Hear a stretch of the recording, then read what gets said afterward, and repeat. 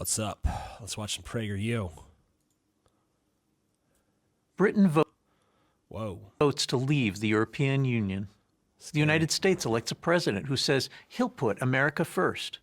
Around the world, nationalism is winning elections.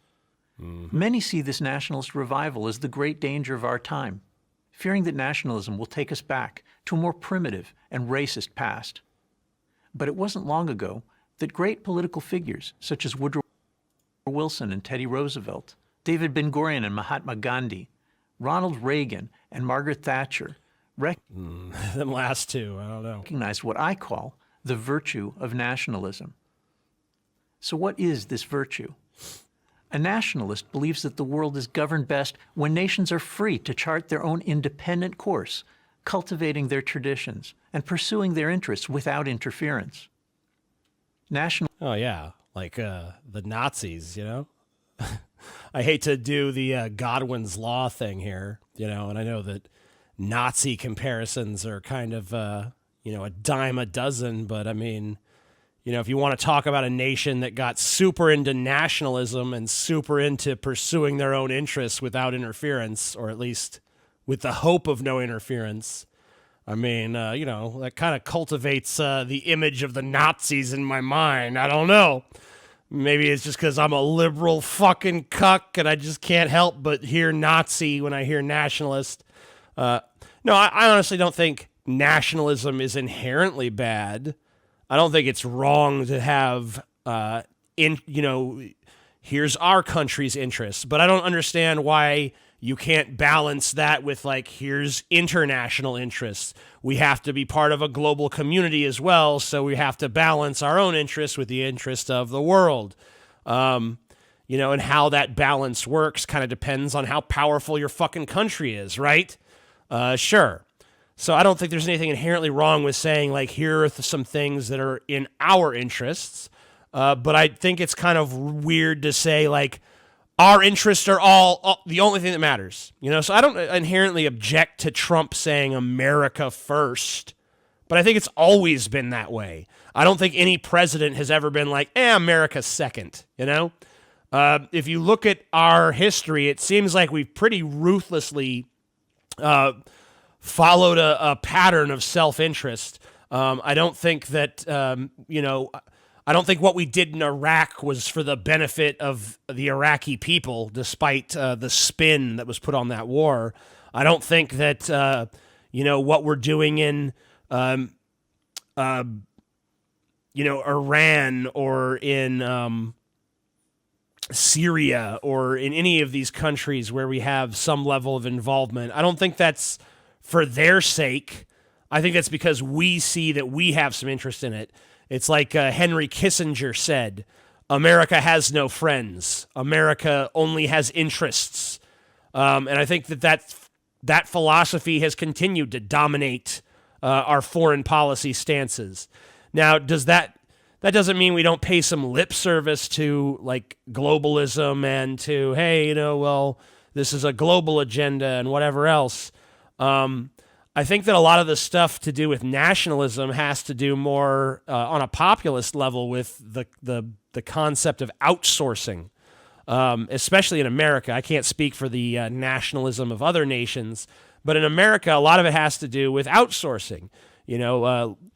Why pay an American more to do a job that we can pay someone in, China or Taiwan or somewhere to do for less? Just good business to exploit the situation of people in the third world at the expense of people in, what increasingly is no longer the first world. I think that there's an element of globalism that people rightly recognize as being just another way for the ultra-rich to codify a model of exploitation. And I agree with that. But I don't think that that means that all globalism is bad. Just like I don't think all nationalism is bad. Just like I kind of support a mixed economy, I support a mixed approach to this issue where, yes, we should have national interests that we take very seriously and We should have certain issues where we say, hey, this is the policy of our country because we think it's in the best interest of our country. But do I think it's wrong to say, hey, let's have some deference to the rest of the world? No, I don't think that's a bad thing. Nationalism is not about racism. All nations are internally diverse. And it isn't about... No, that's not true. Not all races.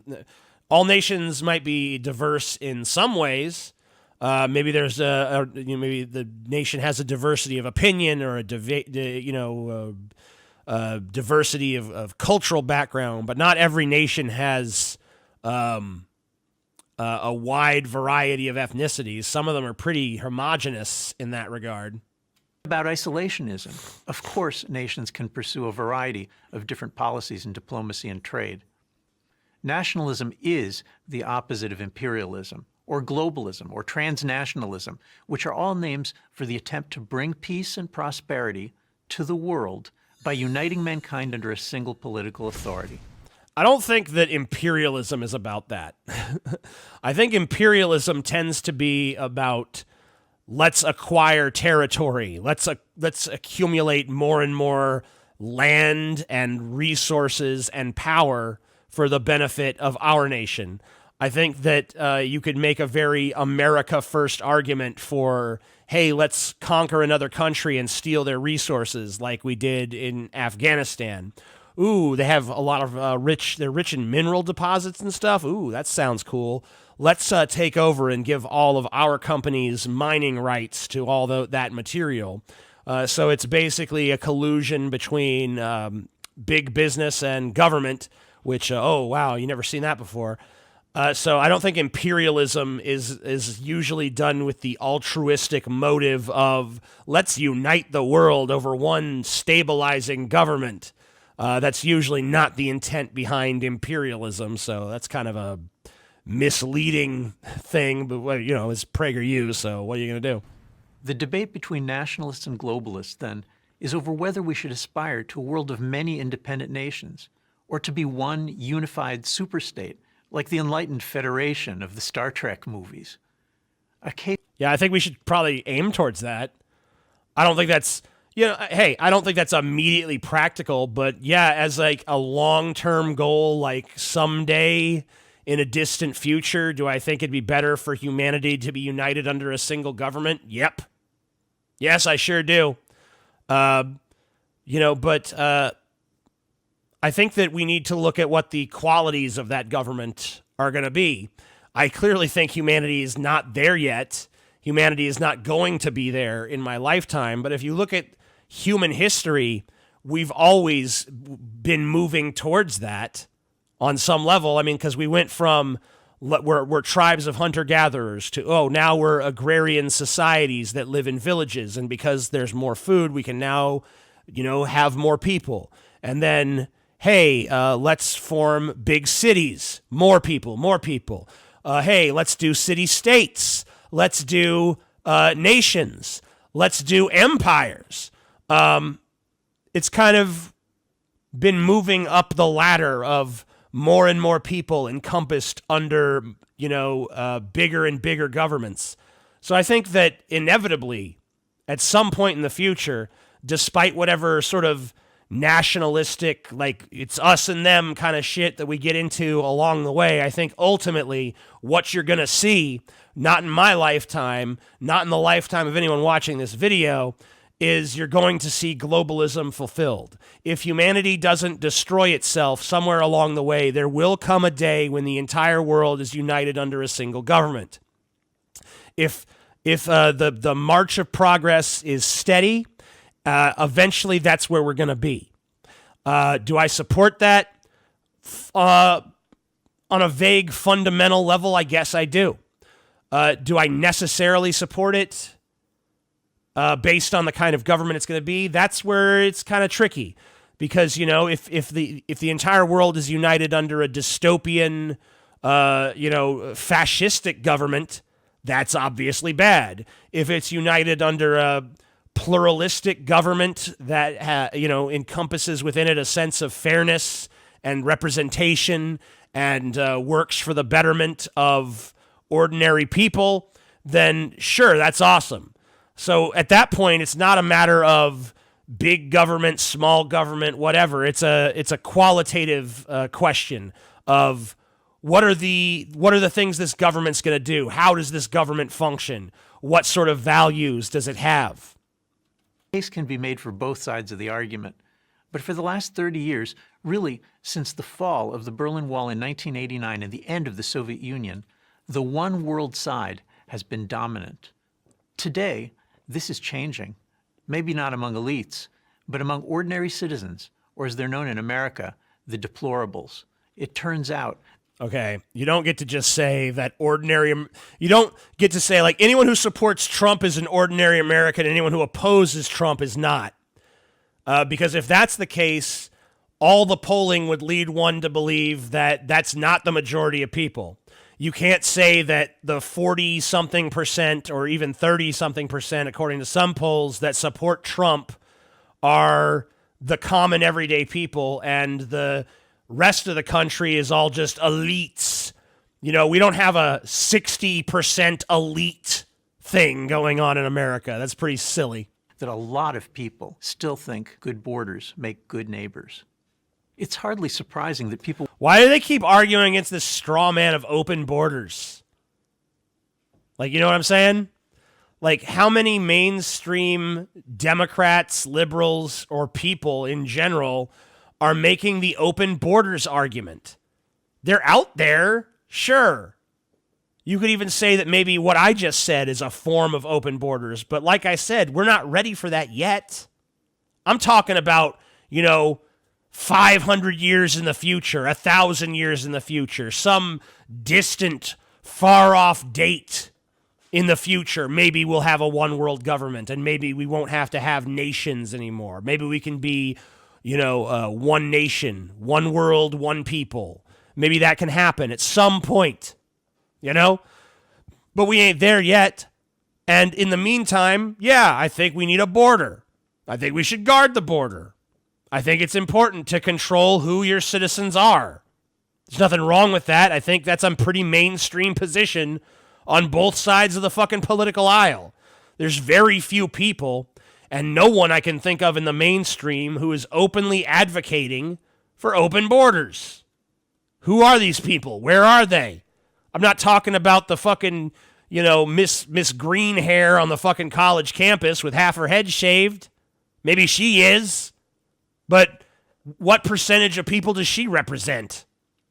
People want to preserve the way of life they and their ancestors built up over centuries. The way of life they believe is best. It's human nature. Our strongest loyalties are to those who are closest to us, to our family, then the larger community or tribe, and finally to the nation. Long ago, it was discovered that the key to human freedom is to... Wait a minute. Isn't this video about embracing nationalism? Shouldn't nation be at the top? Okay. Build political life out of this natural loyalty. This is not some kind of natural law, by the way. This is... There's nothing to this. By putting decision-making in the hands of the family, the community, and the independent nation, you could get people to cooperate with one another, join in the common defense, and willingly obey laws. The only alternative to this kind of community and nation-based politics... I mean, why don't... Since you want us to go the nationalist route and you're opposed to the globalist route, why not take it even further? Why not you say, hey, nations are bullshit. It's my third priority. It should really be about communities. You know what? Fuck communities. We're going to water down what our family believes by joining some kind of community. It should be all about families. We should be familialists. Actually, you know what? Fuck family. Fuck that. I'm supposed to water myself down just to get along with some kind of lame-ass family unit. We should just be rugged individualists. Every man will govern himself. Do what thou wilt shall be the whole of the law. Why not take it to that fucking Aleister Crowley place, Why not take it a little further? This guy's a pussy. Is to use force, to coerce obedience. In the 20th century, communism and Nazism both sought to impose a universal vision at gunpoint. Both the That was nationalism, by the way. Communists and the Nazis were imperialists. They wanted to eliminate the independent nations of the world. No, they wanted to be the independent nations of the world. The Germans didn't want to say, like, let us end nations. No, they wanted to be the ruling nation. And they probably didn't want to take over the entire world. They probably just wanted to take over a giant-ass empire and be like, now this is Germany, bitch. That's what they wanted. It was motivated by fucking nationalism. I mean, nationalism is one of the key fucking tenets of Nazism. Go listen to a fucking Hitler speech. It's just like, we are the chosen people. Ah! This is dumb. This is fucking dumb. You've created a false dichotomy where imperialism is on one side and nationalism is on the other. And that's just not true. That's not the relationship between those two things. Usually, nationalism is driving imperialism. Nationalism holds that borders are crucial. The border is where each nation's ambitions should stop. This idea first appears in the Bible, where Moses gives borders to Israel. And all right, so that means that you are against all of the foreign interventions that the U.S. has done, right? You are against the war in Iraq. You're against the war in Afghanistan. You're against all of our meddling in South America and our bullshit sanctions and all that shit. You're against all of that because American interests end at the American border. If you're actually principled enough to believe that, then I could kind of get with what you're saying. I could kind of say, all right, if you're actually going to follow that through to its logical conclusion and say, this is America and that's what's our business, and nothing else that happens outside of us is any of our business at all, and we should just leave it the fuck alone. If that's what you're saying, then I can kind of get behind that. But I have a sneaking suspicion that you're a total fucking hypocrite on this issue. And tells the Jews they'll be punished if they trouble their neighbors. True to its biblical roots, the Protestant Reformation of the 16th century made the independent nation-state the political cornerstone of the modern world. When Henry VIII declared that England would no longer obey dictates from Rome, he became Europe's first true nationalist. Soon, additional nations declared... So wait, Henry VIII is your example of, like, nationalism's good, like Henry VIII. Do you know why he refused to obey their dictates? It's because they wouldn't grant him a divorce because he wanted to divorce his wife and marry a new one. And he ended up actually killing a bunch of his wives. And he formed his own church just so he could get his marriage annulled so he could marry another woman. And then he ended up killing a bunch of them. And he ended up going down a rabbit hole of his own fucking hedonistic excess because he was a selfish, evil fuck. So I don't know if you necessarily want to hold up Henry VIII as like, this is our shining example of a good nationalist. You know? Their independence. The Dutch from Spain and America from Britain, to cite just two examples. Right. The competition among these newly independent peoples led to an explosion of innovation, bringing unprecedented progress in science, industry, and government. For nearly 400 years, the Oh, now it was nationalism that did that. Usually you guys say it's capitalism that did it. I guess it's all just one big fucking porridge in your mind. This is the fucking nationalist, capitalist, Christian gumbo. Yeah, it's so nice. We love it. Yeah. principle of national independence I could go for some fucking gumbo. served as the foundation for a better, freer world. But World War I and World War II changed everything. Traumatized by these catastrophic conflicts, many now seek comfort in a simplistic narrative, ceaselessly repeated, that nationalism caused 2 world wars and the Holocaust. But this is one of the great untruths of our time. Oh. Adolf Hitler was no nationalist. Okay. Aggressive German nationalism and territorial expansion was a key factor leading to both world wars. Prior to World War I, Germany had established a colonial empire in hopes of rivaling Britain and France. In the 1930s, the Nazis came to power and sought to create a greater Germanic Reich, emphasizing ethnic German identity and German greatness to the exclusion of all others, eventually leading to the extermination of Jews, Poles, Romani, and other people deemed Untermenschen, subhumans, in the Holocaust during World War II. And I can't find the fucking quotes, but if you just go watch Hitler's speeches, he's just rife with like the greatness of the German people. And the Germans are a great race, and we are the chosen race that's going to guide the world into a new era, and we're going to be the Third Reich, and blah, blah, blah, blah, blah. It's all about nationalism. So let's hear the argument for why it's not. He was an imperialist. If his ambitions had been limited to ruling Germans, it would have been terrible for Germany. But the French, the British, the Russians, and everyone else would have been spared a world war. Sadly, he wanted the German people to rule over a vast empire where they and their kind alone were viewed as the Übermensch. You are Untermenschen, we are Übermenschen.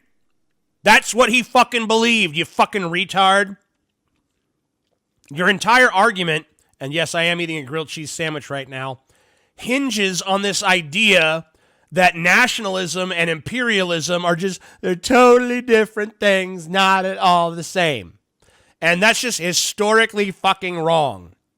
If you want to say, hey, we've developed a new kind of nationalism that is not imperialistic, then you go ahead and you say, like, hey, this is non-imperialistic nationalism. That's what I believe in. But just to say that nationalism in and of itself is exclusive from imperialism is wrong, wrong, wrong, wrong, wrong.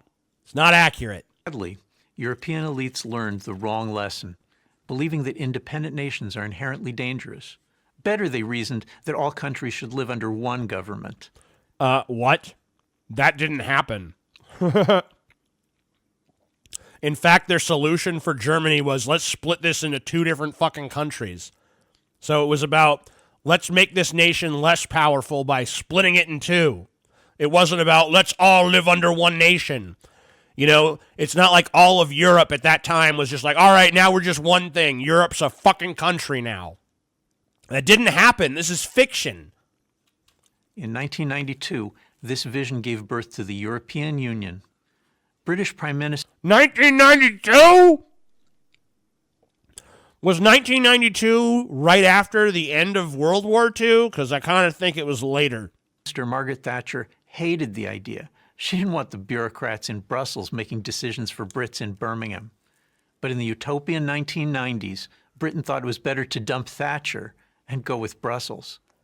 It's the spirit of Margaret Thatcher, and indeed of Henry VIII, that reasserted itself. Okay. Yeah, Henry VIII was awesome, dude. It was just great. In Britain's vote for independence from Europe in June 2016. Donald Trump tapped into the same spirit of nationalism 5 months later in November 2016. Nationalism is making a comeback. If you care about freedom, you should hope it succeeds. I'm Yoram Chaz. Freedom? What does freedom have to do with it? What does freedom have to do with it? Nothing. Freedom doesn't have shit to do with it. Because let's just say that all nations on earth were ruled by a single government. All the nations we have now are ruled by a single government. And that government is fair and equitable and good. It's a good government. We all like it. Most of us. Whatever. There's always going to be some whiners. But it's a great government. It's like the Federation from Star Trek. It really is that. You're freer in that society than you are in a nationalist society that is fascistic. Like, nationalism says nothing one way or the other about freedom. You can have a nationalistic society that's very liberty-oriented, or you could have a nationalistic society that's very fascistic and rigidly controlled. So the question of nationalism and the question of freedom have fuck all to do with each other.